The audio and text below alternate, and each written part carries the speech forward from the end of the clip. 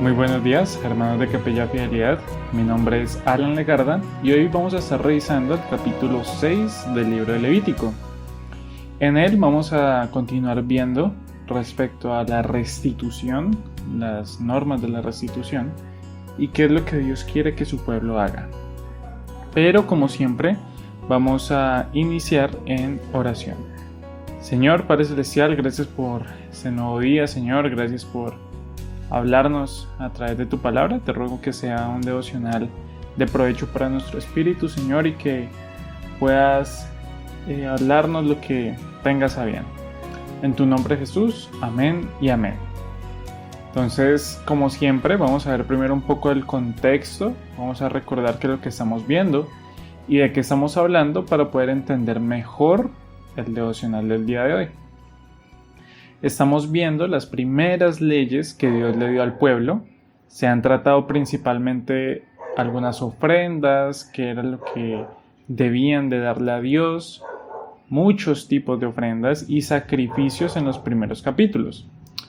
Pero es bueno tener en cuenta unas muy puntuales. Quizás no todas apliquen a nosotras. No vamos nosotros a hacer un sacrificio hoy en día de asesinar un animal y todos esos ritos que hacían en esa época, pero sí hay principios que aplican para nosotros y que son muy importantes, que es importante también rescatarlos y aplicarlos en nuestra vida. Ya veremos cuáles. En el capítulo anterior, en el capítulo 5, estábamos hablando de un tipo de ofrenda en particular, que son las ofrendas expiatorias.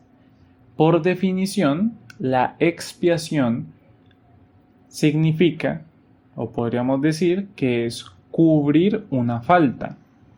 Para entenderlo mejor, podemos pensar en lo primero que se nos ocurre cuando escuchamos expiación, ¿no? En nuestro Señor Jesucristo. Él expió nuestros pecados con su muerte, es decir, Él cubrió nuestros pecados. Más o menos de eso se trató el final del capítulo anterior y el comienzo de este. Vamos a ver que es como una forma de restitución. Vamos a recuperar lo perdido. Así que en el capítulo anterior, como decía, en los últimos versos vimos algunos ejemplos de casos así. Por ejemplo, cuando se pecaba por yerro, que se debía de tener una acción expiatoria. Es decir, se tenía que hacer algo para restituir el daño hecho. En ese caso eran cosas para con Dios, así que la acción era ir donde el sacerdote, pagarle una cantidad de dinero y bueno, en fin, ahí lo vimos en el capítulo anterior. Así que eso funcionaba porque claro, pues nosotros no le podemos dar nada a Dios, no le podemos pagar a Él, así que era un pago que se hacía al templo. Así que eso fue lo último que vimos en el capítulo anterior. Pero este tema aún no se ha acabado y lo vamos a ver en los versículos del capítulo de hoy. Vamos a seguir hablando de esas ofrendas de expiación para restituir, pero esta vez es diferente. Así que para ello vamos a leer los versículos del 1 al 3. Dice: Habló Jehová a Moisés diciendo: Cuando una persona pecare e hiciere prevaricación contra Jehová y negare a su prójimo lo encomendado o dejado en su mano, o bien robare o calumniare a su prójimo, o habiendo hallado lo perdido después lo negare y jurare en falso, en alguna de todas aquellas cosas en que suele pecar el hombre. Así empieza este capítulo 6, estos son los primeros versos, continuando con la idea, como mencionaba, de restituir, pero con casos diferentes. Esta vez es cuando la ofensa es en contra de mi prójimo, de la persona junto a mí.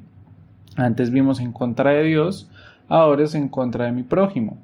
Son muchos casos, como vimos ahí en los primeros versos, pero todos hablan o se refieren a una misma cosa. Es acerca de perder o de generar una pérdida, ya sea por robo, de una u otra forma, a través de engaños, de mentiras, pero todo apunta a lo mismo. Ese es el agravio, la falta. Así que, de nuevo, hay que restituir el daño que hice, ofendí a mi hermano, entonces tengo que hacer algo para compensar lo que hice. Antes de avanzar, es importante que miremos dos cosas. La primera es que, a pesar de que es claro que la ofensa es contra mi hermano, contra mi prójimo, dice en el versículo 2 que el que pecare e hiciere prevaricación contra Jehová. Es decir, que cuando nosotros pecamos, puede que sea un pecado en contra de mi hermano. Estamos afectando y haciéndole daño a mi prójimo, a otra persona. Pero independientemente de eso, la primera persona contra la que me voy es en contra de Dios. El primero a quien estoy ofendiendo es a Dios. La primera persona con quien estoy dañando mi relación es con Dios. Es a Él a quien debo de pedir perdón también. Es también a quien debo de restituir, aunque claro, pues no es lo mismo una restitución que se le hace a Dios a la que se le hace a un prójimo. Ya lo vamos a ver en el desarrollo del capítulo. Pero es importante dejar eso claro. Y lo segundo que podemos ver, importante de decir, es lo último que nos dicen los versículos. Dice, las cosas en que suelen pecar los hombres. Es importante recordar que somos pecadores por naturaleza. Somos malos y solemos estar inclinados a hacer este tipo de cosas. Lo más probable es que todos hayamos hecho al menos una de esas cosas.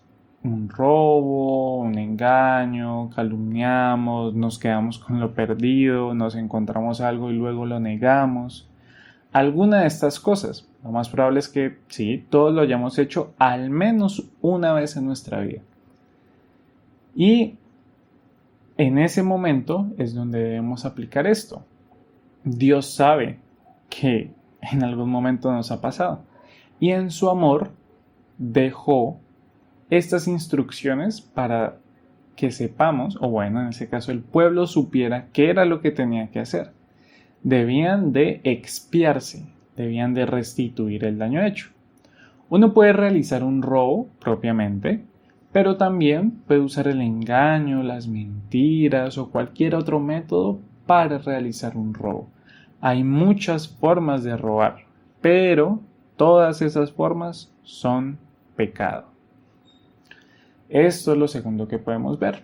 Ahora sí, podemos continuar leyendo el capítulo. Vamos a leer los versículos del 4 al 5. Dice, entonces, habiendo pecado y ofendido, restituirá aquello que robó o el daño de la calumnia, o el depósito que se le encomendó, o lo perdido que halló, o todo aquello sobre lo que hubiere jurado falsamente.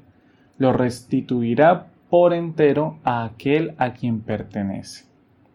Entonces, aquí es donde está el corazón del capítulo. Lo primero que vemos es que hay que devolver a la persona lo que se le quitó. Hay que volver a dar lo perdido. Es lo primero que se tiene que hacer. Porque, sin lugar a dudas, hay un daño y posiblemente hay una necesidad que se tiene que suplir para esa persona. Ya sea de dinero, monetario o algún animal o alguna fuente de trabajo, había una necesidad que suplir. Entonces lo primero es eso, suplir, devolver lo que se había perdido, porque es necesario, para cada persona es necesario resarcir el daño. Pero lo importante es que no llega hasta allí, hay algo más que se tiene que hacer. Y eso lo leemos en el final del versículo 5. Dice, y añadirá a ello la quinta parte en el día de su expiación. Entonces era necesario que la persona no solo diera por completo lo que debía, sino que además una quinta parte, es decir, un 20% más. Con eso hecho, se podía dar por completa la restitución. Esto es muy importante porque, como mencionaba antes, lo que podemos sacar de aquí son principios que podemos aplicar para nosotros. Como dijimos, sí o sí vamos a cometer faltas hacia otras personas, faltas que impliquen pérdidas de alguna u otra forma para la otra persona. Y vamos a vernos en una situación como esta, en donde tenemos que hacer una restitución. Y para Dios, como vemos, era importante decirle a su pueblo qué hacer en caso de una situación así. Ellos debían de saber, porque, claro, Dios sabía que ellos iban a estar envueltos en este tipo de cosas. Y ellos tenían que saber lo que debían de hacer. Restitución. Esa es la idea. Restituir. Porque seguro nos podemos estar preguntando cuál es la necesidad de dar un 20% más. O sea, ¿por qué? Y bueno, la idea es que sea una muestra. Es una muestra genuina de nuestro arrepentimiento. De saber que hubo una falla y que se quiere enmendar. Se le quiere restituir. Es una forma de decir que ya no somos, o bueno, en el caso de la persona, ya no es un ladrón, ya no es alguien que se apropia de lo de alguien más, que genera pérdidas o que hace daños, sino que es alguien que quiere dar algo. Es un cambio de perspectiva y de actitud. Ahora bien, podemos decir que es una ley para el Israel de ese tiempo, lo cual es completamente cierto. Pero también es incorrecto limitar eso solo al pasado o al Antiguo Testamento.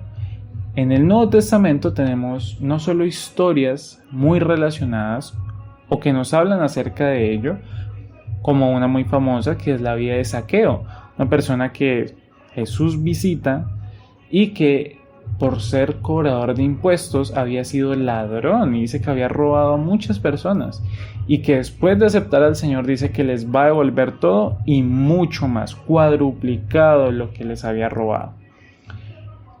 Es el mismo principio que estamos viendo, restitución de un daño o de un robo hecho. Y no solo eso, sino que más en general podemos leer el versículo de Efesios 4:27. Dice, el que hurtaba, no hurte más, sino trabaje haciendo con sus manos lo que es bueno para que tenga que compartir con el que padece necesidad. Nuevamente, lo que se nos muestra es lo mismo, ese es el mensaje. No solo no lo hagas, no solo paga lo que debes, sino cambia de actitud. Dice, el que hurtaba no hurte más, sino trabaje haciendo con sus manos lo que es bueno. Esa es la idea del capítulo, mis hermanos, y es el mensaje que Dios quiere darnos el día de hoy. No solo no hagas el mal, sino restituye el mal que hiciste y da un poco más, cambia de actitud, cambia tu vida. Y por último, nuestro pasaje del día de hoy, vamos a leer los versículos 6 y 7. Dicen, y para expiación de su culpa traerá a Jehová un carnero sin defecto de los rebaños, conforme a tu expiación, y lo hará al sacerdote. Y el sacerdote hará expiación por él delante de Jehová y obtendrá perdón de cualquiera de todas las cosas en que suele ofender. Así que, como vimos, también es una ofensa en contra de Dios, así que hay que pedirle perdón a Dios. Y para eso era que se hacía esta ofrenda, para pedirle perdón a Dios. Y es hermoso que en el final del versículo 7 dice, y obtendrá perdón. Es decir, hay una promesa, si vamos y pedimos perdón con la ofrenda, Dios nos va a perdonar. Recordemos que la ofrenda ya está hecha, pero a día de hoy nosotros tenemos otra promesa, y es que Jesucristo es nuestro abogado con el Padre. Y si confesamos todo lo que hacemos mal y confesamos nuestros pecados, Él es fiel y justo para perdonar nuestros pecados y limpiarnos de toda maldad. Esa es la promesa que hoy tenemos para nosotros. Señor Padre Celestial, gracias por este mensaje, Señor, gracias por este devocional. Te ruego que seas tú hablándonos, Señor, y recordándonos esto que nos dijiste ahora. Te ruego que sea bendición para nuestros corazones. En tu santo nombre Jesús. Amén y amén.